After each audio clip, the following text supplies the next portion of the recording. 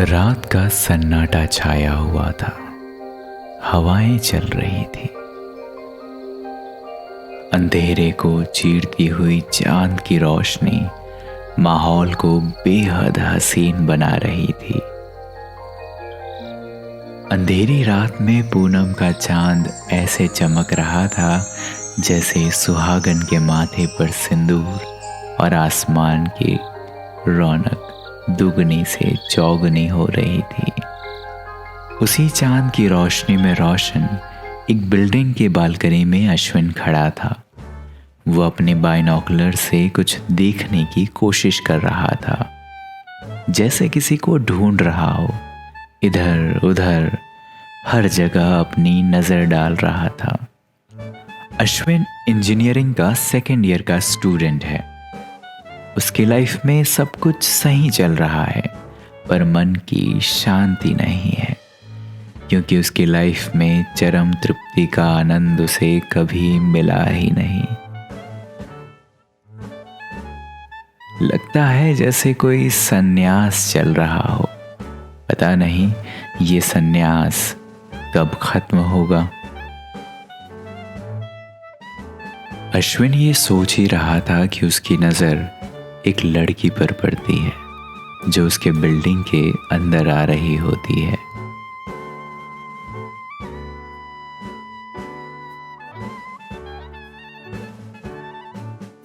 लड़की का गठीला बदन, भरे हुए शरीर के हर कोने से जवानी मानो उमड़ सी रही थी। आंखों में काजल, होठों पे लाली, पैरों में पायल और मांग में मांग टीका उसकी खूबसूरती को और भी मादक बना रहा था। उसने एक नौभारी साड़ी पहन रखी थी, जैसे अक्सर कोली लोग पहनते हैं, जो सिर्फ कमर तक ही पहनी जाती है। शरीर के ऊपरी भाग को उसने ब्लाउज से ढक रखा था, लेकिन उसके शरीर का ऊपरी हिस्सा तो मानो ब्लाउज में समा ही नहीं रहा था। उसकी आंखों की हया इस बात की तस्दीक कर रही थी कि वो लोगों की नजरों में उसके बदन की सुडौल बनावट के लिए आकर्षण साफ महसूस कर पा रही थी।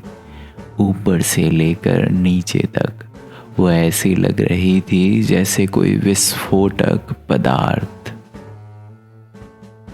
ऊपर बालकनी में खड़ा अश्विन जब अपनी बाइनोकुलर से उसे देखता है तो उसकी शक्ल पर एक कुटिल सी मुस्कान तैर जाती है।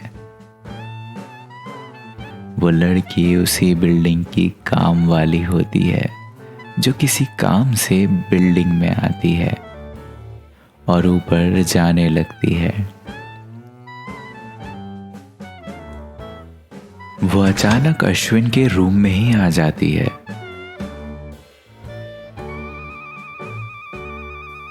अब उसके हाथों में एक बाल्टी और सफाई करने के लिए लंबे हैंडल वाला झाड़ू होता है। अश्विन उसे कमरे में देख के खुशी के मारे पागल हो रहा था, पर अपनी खुशी जाहिर नहीं कर पा रहा था। लेकिन उसकी नीयत उसके खुले हुए होठों से पता चल रही थी, जो इस काम वाली को देख के अपने आप खुल गए थे।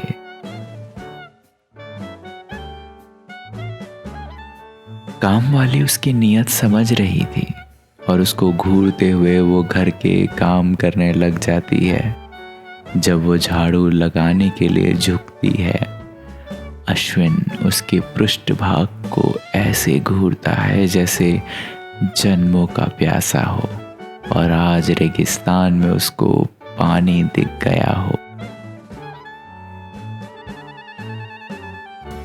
जब वो ऊपर की साफ सफाई के लिए अपने हाथ ऊपर बढ़ाकर झाड़ू से साफ करने लगती है, अश्विन उसके ब्लाउज के उभार को ताड़ने लग जाता है। अश्विन की आंखें फटी की फटी रह जाती हैं, जैसे उस पे कोई नशा छा रहा हो। वो उस काम वाली को ऐसे देख रहा था जैसे अभी उस पर टूट पड़ेगा। अपनी आंखों से ही वो मन ही मन उसके तकरीबन पूरे बदन का चुंबन ले चुका था। वो मन ही मन उसको खुद के साथ बिस्तर पर इमेजिन कर रहा था।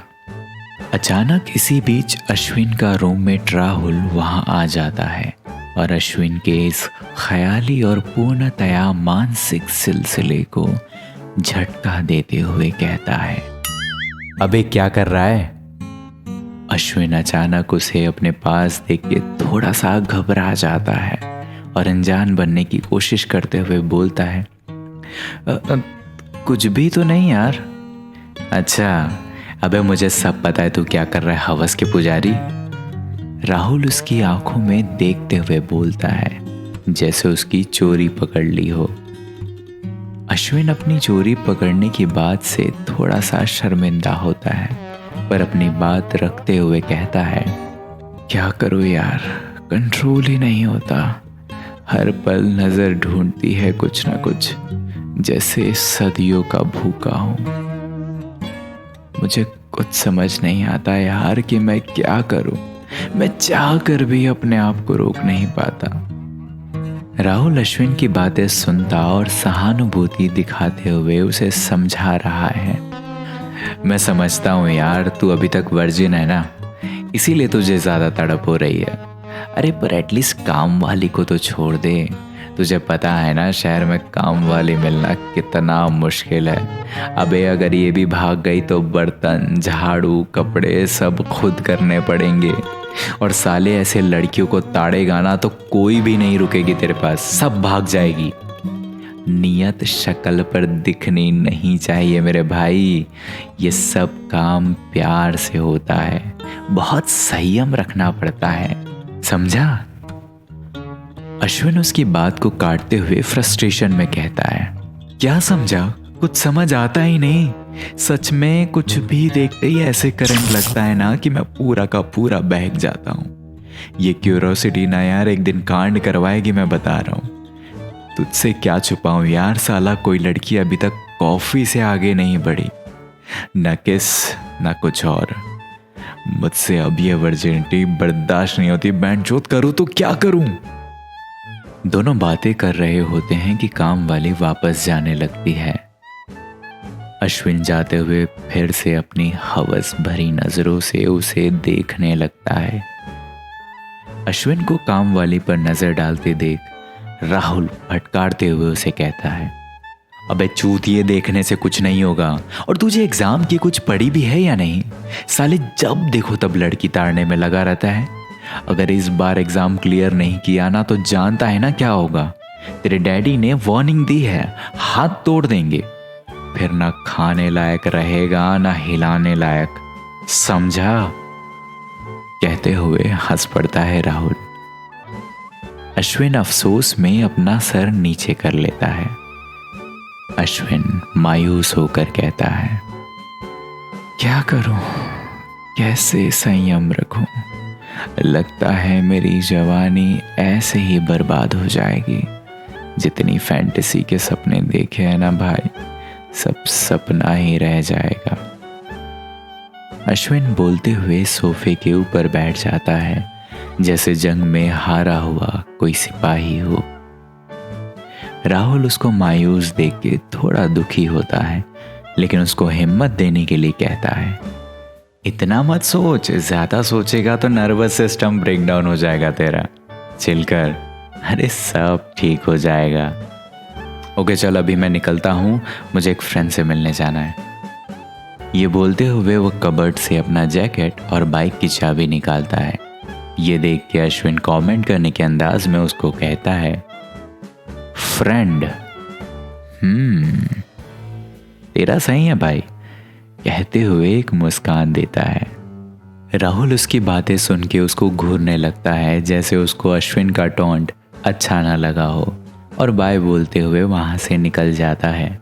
अश्विन राहुल को जाते हुए देखता रहता है। दिन का दूसरा पहर चल रहा था। वक्त 12:30 हो रहे थे।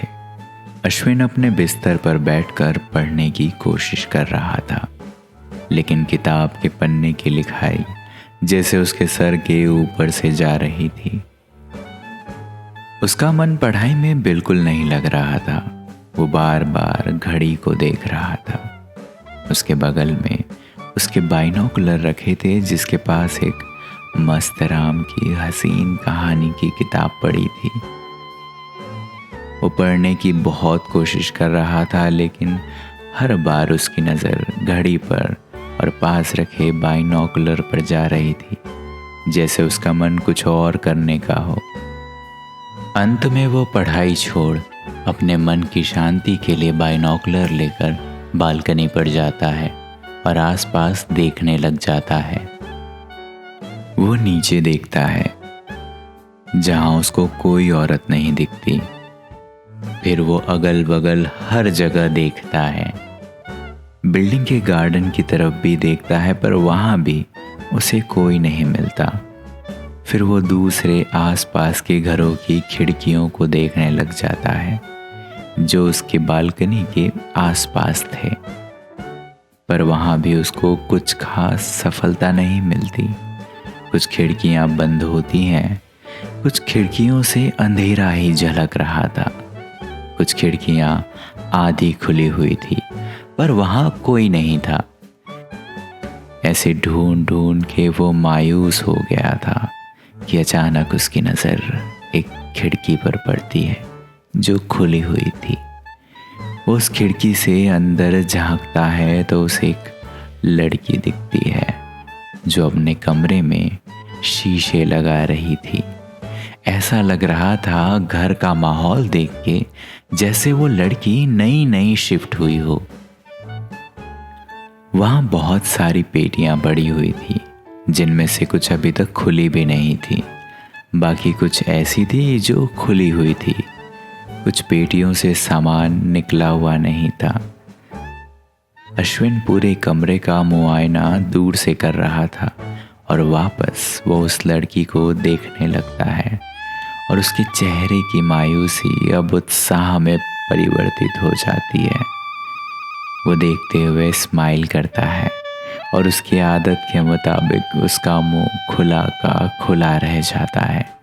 अश्विन मन ही मन कहता है, oh hello darling, daddy is here.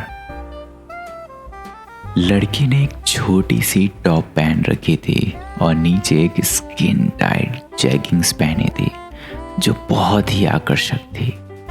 बाल उसके खुले हुए थे, लाइट लिपस्टिक था होठों पर। चेहरा इतना खूबसूरत था कि जो एक बार देखे देखता ही रह जाए। उम्र कुछ 20 से 22 के बीच में रही होगी, पर शरीर उसका किसी नई नवेली शादीशुदा औरत से कम नहीं था। बिल्कुल हरा भरा। खूबसूरती हर अंग से झलक रही थी, जैसे वो लड़की नहीं किसी सावन का महीना हो। बाइनोकुलर को जूम करते हुए अश्विन उसकी खूबसूरत शरीर को बारीकी से देखने लग जाता है, जैसे बरसों की तपस्या के बाद चकोर को चांद का दीदार हुआ हो। वो लड़की अपने कमरे में बिस्तर ठीक करने में लगी हुई थी और उसको देख के अश्विन अपना पतलून ठीक करने में लगा हुआ था, जहां से अश्विन की काम इच्छा अपने चरम सीमा पे थी।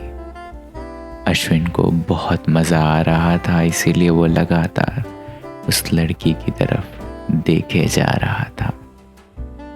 वो देखता है कि लड़की ने अपना बिस्तर पूरा लगा दिया था, पर दोपहर की गर्मी के कारण उसका पसीना टपक रहा था। पर अश्विन को उसका पसीना शहद की बूंद जैसा लग रहा था। लड़की नैपकिन हाथों में लेकर अपना पसीना पोंछ रही थी और बेड पर कुछ देर लेट के चेक करती है कि सब कुछ ठीक है या कुछ बाकी रह गया। जब उसे लगता है कि सब ठीक है तो वो झट से उठती है और अपने बदन से अपने टॉप को उतार देती है और उन मुक्त सुंदरता को आज़ाद कर देती है। अब वो लड़की सिर्फ ब्रा में थी, पर बेहद नशीली लग रही थी, जैसे स्कॉच की कोई बॉटल हो। वो अपने बालकनी में आती है और वो एक सिगरेट जलाती है। दूर से बालकनी पर सिगरेट लग रहा था, पर अश्विन ने जैसे ही जूम करके देखा तो वो सिगरेट नहीं, रिजला में बनाया हुआ गांजा था। अश्विन को बहुत अच्छा लग रहा था, क्योंकि वो पहली बार गांजा पीने वाली लड़की को देख रहा था। उसको गांजा पीते देख अश्विन का भी दिल सिगरेट पीने के लिए करता है। अश्विन अपनी जेब से सिगरेट का एक पैकेट निकालता है और एक सिगरेट निकालकर जलाता है, फिर पीने लगता है। अब उस लड़की ने अपने कमरे में रखे साउंड सिस्टम में एक इंग्लिश गाना बजाया।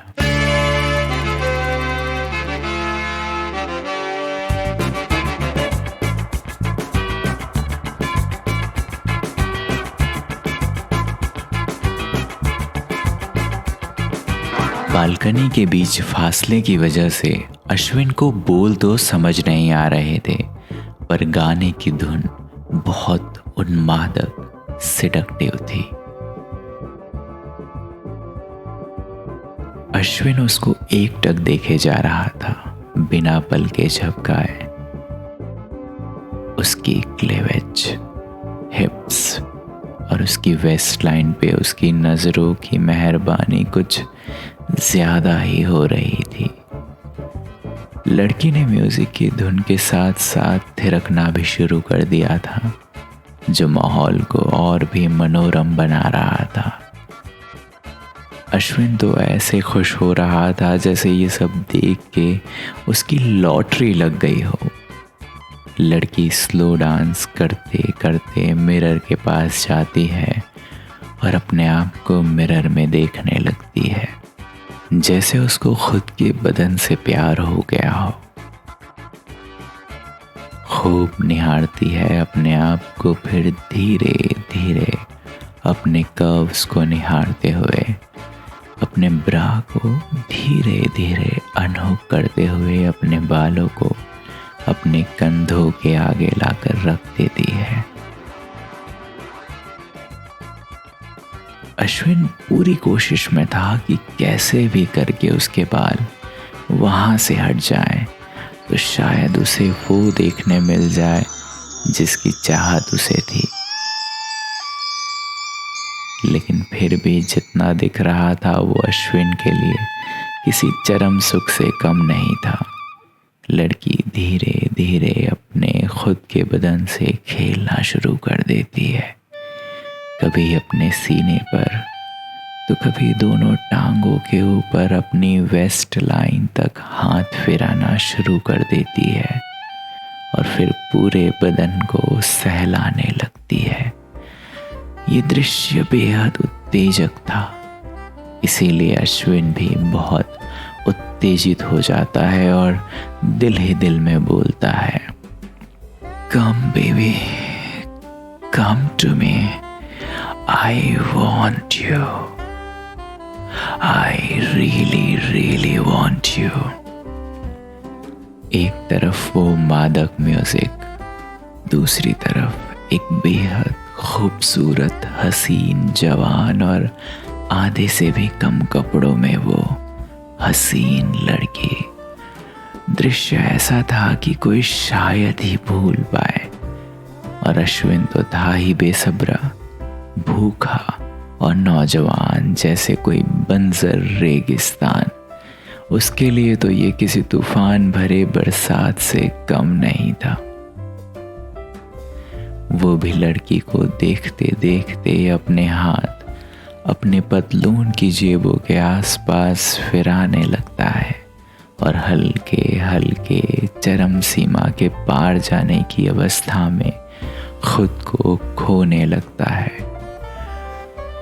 उधर वो लड़की बीच बीच में सिसकियां ले रही थी और वो दिमाग की उत्तेजन प्रक्रिया को तेज करने वाली नशीली आवाज निकाल रही थी।